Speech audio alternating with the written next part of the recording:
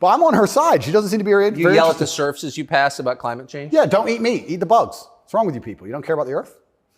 Like, if you don't start caring about climate change, all those politicians with beachfront property are going to lose their houses. Yes. And they're very concerned about climate change, which is why they bought their houses on the beachfront, so they can be the first to let you know it's coming.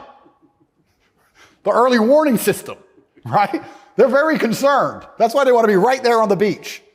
Quite honorable if you think about it. Kind of on the front lines of the climate crisis. Absolutely. Lead from the front. So good. But one more point about this. Sorry to go on and on. No, I love it. But when I say these things, people, you don't care about the environment. And I try and explain to them, I love nature. You love hunting, fishing, you love nature. I love nature. Passionately. The problem with all of these things is not that I don't like nature. The problem is that nearly any issue which appears to be virtuous on the planet today is Trojan horsed with garbage. That's the problem. I have no problem with fixing or maintaining or preserving nature.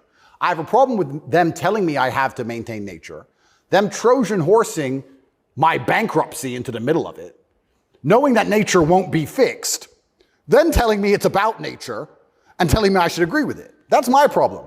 There's nothing left on the planet, no issue, which isn't Trojan horsed with absolute garbage. Yes. And if you're going to sit there and tell me that I need to give more money to the government to stop the sun from being hot, I'm going to argue with you that I'd rather keep my money. Thank you very much. Yes.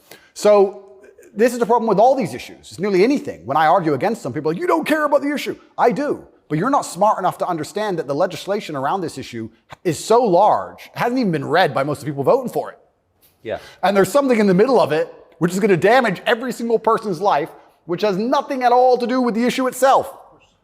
And most people don't understand that. They co-opt people's best instincts, their love of nature, which is a virtue, of course. Yep. Their love of their neighbors during COVID. Don't you care about your neighbors? Oh, completely. Of course you do. And your grandparents? I revere my grandparents. Of course, of course. And you're a bad person if you resist. I was a terrible person for going to Sweden.